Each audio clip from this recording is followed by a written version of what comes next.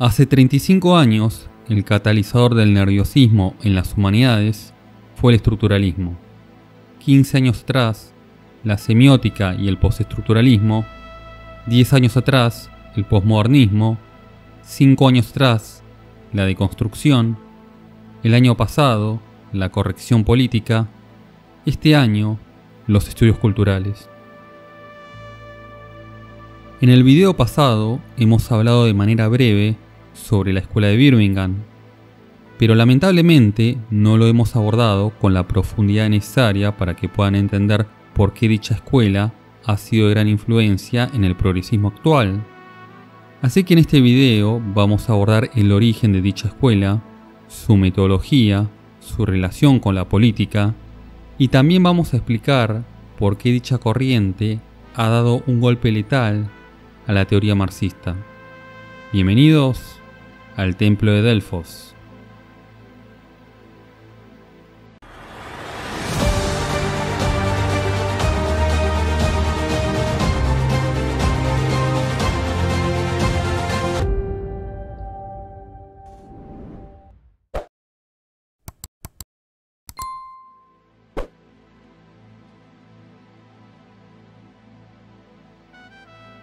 La década de 1950 fue un periodo de derrota para la izquierda británica, dado que en esa década había un movimiento obrero estancado, un electorado indiferente con la izquierda, una retirada de los intelectuales de la política y un resurgimiento del Partido Conservador, cuyo lema era "Nunca lo has pasado tan bien". Pero a pesar de ello, la cultura intelectual radical comenzó a revivir gradualmente a finales de los años 50, impulsada por la emergencia del movimiento político intelectual de la nueva izquierda. Así pues, desde 1957 hasta 1959, emergió una nueva izquierda en Gran Bretaña. Esta nueva izquierda estaba conformada principalmente por la Universities Left Review y la New Reasoner, pero también estaba conformada por los diversos movimientos políticos y sociales, como por ejemplo los participantes de la campaña por el desarme nuclear, los veteranos sindicales y de la izquierda laborista, los profesionales radicales, los estudiantes y artistas contraculturales y los comunistas disidentes. De este modo, la nueva izquierda estaba compuesta por una pequeña red política, intelectual y mediática que publicaba revistas, libros, panfletos y boletines informativos. Por eso no es de extrañar que en el año 1960 surja la New Left Review, gracias a sus padres fundadores, Ralph Miliband, A.P. Thompson y John Saville. Es más, su primer editor fue Stuart Hall, que entre otras cosas buscaba atraer a las diversas facciones de la nueva izquierda. De ahí que la revista en sus inicios fuera más ecléctica y menos cohesionada que cualquiera de sus predecesoras. De hecho, la revista publicaba cuestiones relacionadas con la crítica cultural y literaria, y cuestiones relacionadas con el análisis político e historiográfico. Asimismo, los activistas de la nueva izquierda buscaban crear una política socialista democrática arraigada en las tradiciones inglesas, pero también con una política que reconociera los cambios económicos y culturales de la posguerra. De este modo, la nueva izquierda logró crear un nuevo espacio político y su proyecto fue crucial para el desarrollo de la historiografía radical y los estudios culturales británicos. Así pues, dentro de este contexto, surgió el Centro de Estudios Culturales Contemporáneos de la Universidad de Birmingham en el año 1964. Dicha institución fue fundada por Richard Hogarth, Raymond Williams, A.P. Thompson y Stuart Hall. Sobre estos autores podemos destacar que Hogarth fue profesor de literatura inglesa en la Universidad de Birmingham y autor del libro Los usos del alfabetismo, libro que fue de gran importancia para los estudios culturales británicos. Por su parte, Raymond Williams fue profesor en la Universidad de Oxford y autor de grandes libros como Cultura y Sociedad y también La Larga Revolución. A.P. Thompson, en cambio, llegó a ser vicepresidente de la campaña para el desarme nuclear y autor del libro La formación de la clase obrera en Inglaterra. En este libro, Thompson intentó explicar el surgimiento de la clase obrera de Inglaterra y también intentó recuperar las preocupaciones y las experiencias de dicho sector social. Por último, Stuart Hall fue un sociólogo jamaiquino que desempeñó el papel de director del Centro de Estudios Culturales entre 1968 a 1979. Este autor fue muy influenciado por las teorías de Antonio Gramsci y por esa razón abordó cuestiones tales como la ideología, la hegemonía, los medios de comunicación y la cultura popular. Entre sus obras más importantes podemos destacar Policy in the Crisis y Representation. A su vez, es importante señalar que la Escuela de Birmingham o la CCCS ya no existen como tal, ya que durante la época del Thatcherismo, la CCCS se fusionó con el Departamento de Sociología de la Universidad de Birmingham. Por eso actualmente se llama simplemente Departamento de Estudios Culturales y hace ya varias décadas se ha convertido en un fenómeno académico internacional. De hecho, en la actualidad, existen departamentos de estudios culturales en muchas universidades de élite, como por ejemplo la Universidad de Columbia. Ahora bien, en cuanto a las características que poseen los estudios culturales, podemos mencionar que una de ellas es su antidisciplinariedad. ¿Y por qué decimos esto? Bueno, porque los culturalistas piensan que su actividad intelectual es de por sí liberadora. Por eso mismo, ellos arguyen que no están atados o sujetos a ninguna disciplina en particular. Y de ahí que otra de sus características sea su interdisciplinariedad o su multidisciplinariedad, es decir, su vocación de combinar distintas disciplinas a la hora de realizar estudios culturales. Por eso mismo, los estudios culturales tampoco poseen un método o una metodología de investigación, y este también es una de las características más típicas de los estudios culturales. En otras palabras, los culturalistas alegan que cada uno construye su propio marco teórico desde el vacío. Veamos el caso del filósofo Douglas Kellner, que pertenece a la tercera generación de la Escuela de Frankfurt y que a su vez es un académico especializado en los estudios culturales. Este autor, por ejemplo, se considera un multiperspectivista crítico y como consecuencia de ello combina teoría crítica con estudios culturales, así como con teorías posmodernas y postestructuralistas. En resumidas cuentas, podemos señalar que Kellner utiliza distintas perspectivas teóricas con el fin de combinarlas a conveniencia. Ahora, a esta suerte de combinación o justaposición teórica, los culturalistas la han llamado articulación.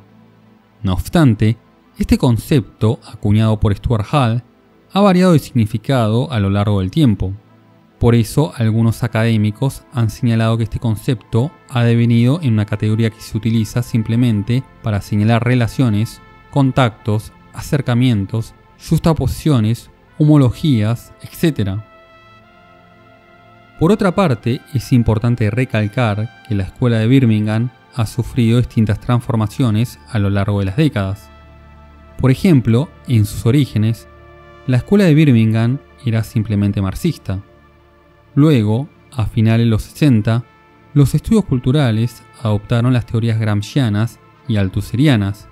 Después, durante la década de los 70, los culturalistas llevaron a cabo una serie de debates internos y como consecuencia de estos debates, decidieron no solo estudiar cuestiones relacionadas a la clase obrera, sino también a cuestiones relacionadas con el género, la raza, la etnia y la nacionalidad.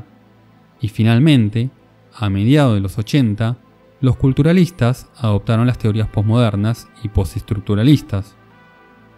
Y si bien algunos académicos criticaron la fusión entre los estudios culturales y las teorías posmodernas, la realidad fue que incluso autores como Stuart Hall, que reconocieron que esto era algo estúpido, terminaron aceptando dicha fusión.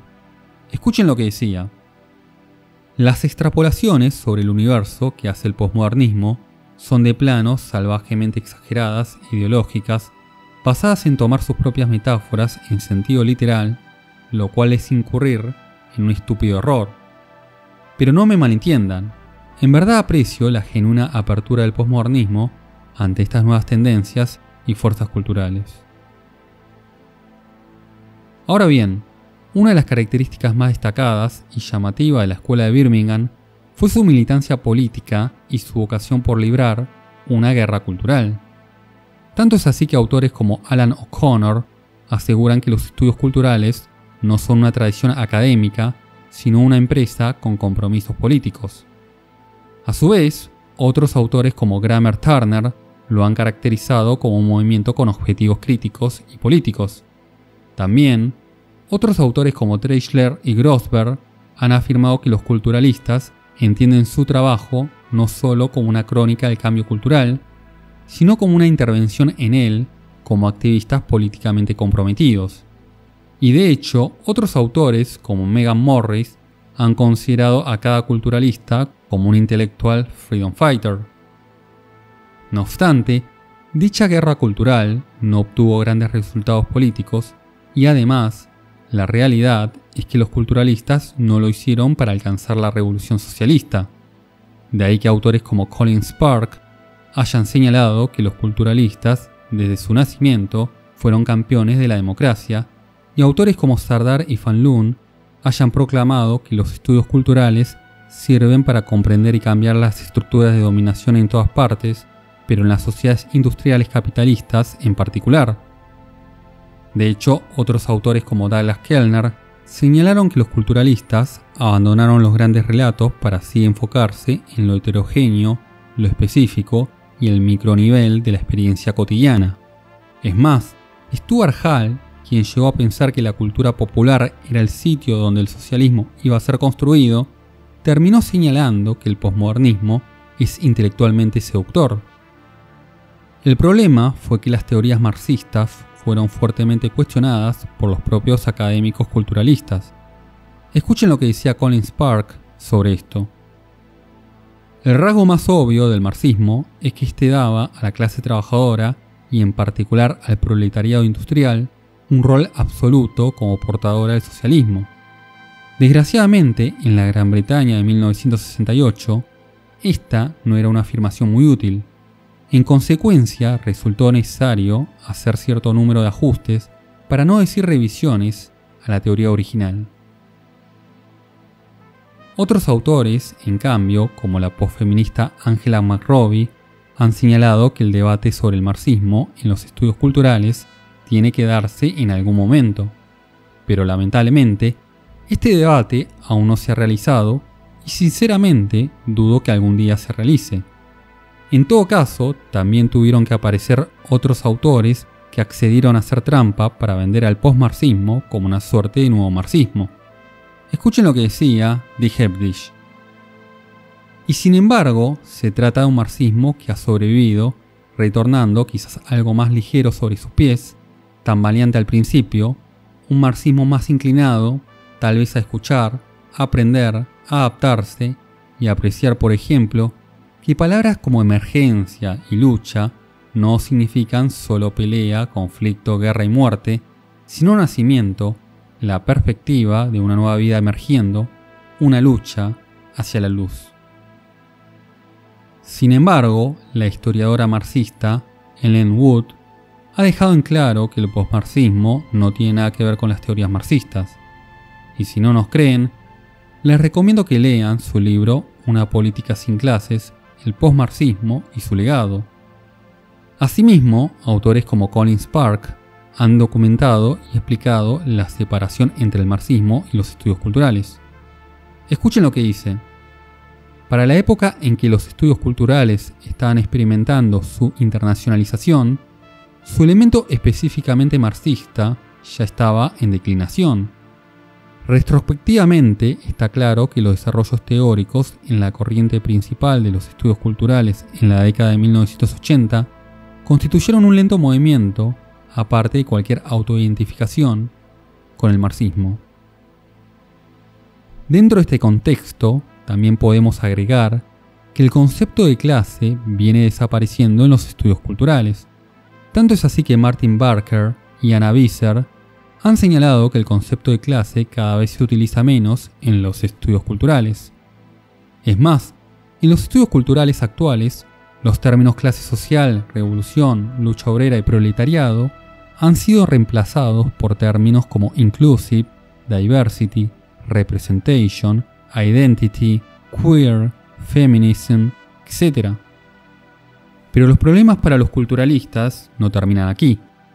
Porque como bien le mencionamos antes, la guerra cultural propuesta por ellos ha sido un verdadero fracaso en el corto y mediano plazo. Por ello, el culturalista James Carey lo lamentaba de la siguiente manera: desafortunadamente, la izquierda ha estado tan ocupada analizando la ideología que ha olvidado desarrollar un programa político capaz de dar cuenta de los deseos relativamente persistentes de un amplio espectro de ciudadanos. Como resultado, y retorciendo de algunas líneas de Todd Gitlin, podría decirse que la izquierda está peleando por el departamento inglés, mientras la derecha ocupa la Casa Blanca. En todo caso, el problema también estuvo relacionado con la actitud política que adoptaron los académicos culturalistas una vez que el movimiento adquirió perfiles definidos. Y esto lo decimos porque los estudios culturales no solo atacaron las ideas liberales y conservadoras, sino que también criticaron las ideas marxistas. Un buen ejemplo de esto fue el propio Stuart Hall, quien pasó de Gramsci a autores como Laclau y Moffett. De ahí que Stuart Hall haya acusado a las teorías de Marx de ser reduccionistas y deterministas. Escuchen lo que decía: nunca hubo un momento anterior en el que los estudios culturales y el marxismo representaran una coincidencia teórica perfecta. Desde el comienzo, para usar esta forma de hablar por un momento, siempre estuvo la pregunta de las grandes inadecuaciones, teórica y políticamente, los resonantes silencios, las grandes evasiones del marxismo, las cosas sobre las que Marx nunca habló o pareció comprender y que era nuestro objeto de estudio privilegiado: la cultura, la ideología, el lenguaje, lo simbólico. Por otro lado, en los Estados Unidos, los estudios culturales posmodernos fueron adoptados por quienes formaban la segunda mitad de los baby boomers y la primera mitad de la generación X, como bien ha señalado Grossberg en su libro Bringing It All Back Home. Y en ambos casos, el alejamiento de los culturalistas de las teorías marxistas fue en paralelo, y solo los académicos alrededor de James Carey lograron practicar una forma socialista de estudios culturales en los Estados Unidos. Asimismo, Colin Spark ha descubierto de manera sorprendente que el distanciamiento entre los estudios culturales y el marxismo había comenzado en la década de 1960. Y si bien Spark también señaló que en 1968 hubo un florecimiento del marxismo, la realidad fue que este estaba contaminado por el estructuralismo de Althusser. Y es más, 10 años después, incluso, este marxismo híbrido desaparecería de los estudios culturales. En fin, en la actualidad, los estudios culturales están dominados por las teorías posmodernas y postestructuralistas. Y si bien algunos académicos han planteado la necesidad de volver a la base de la escuela de Birmingham, la realidad es que esta pretensión o movimiento no posee la fuerza necesaria para imponerse. Al final, como bien decía Marx, todo lo sólido se desvanece en el aire. Pero al parecer, le faltó decir: yo y mi teoría también. Bueno, gente, esto es todo. Si te gustó el video, dale me gusta, suscríbete y recuerda: conócete a ti mismo. Adiós.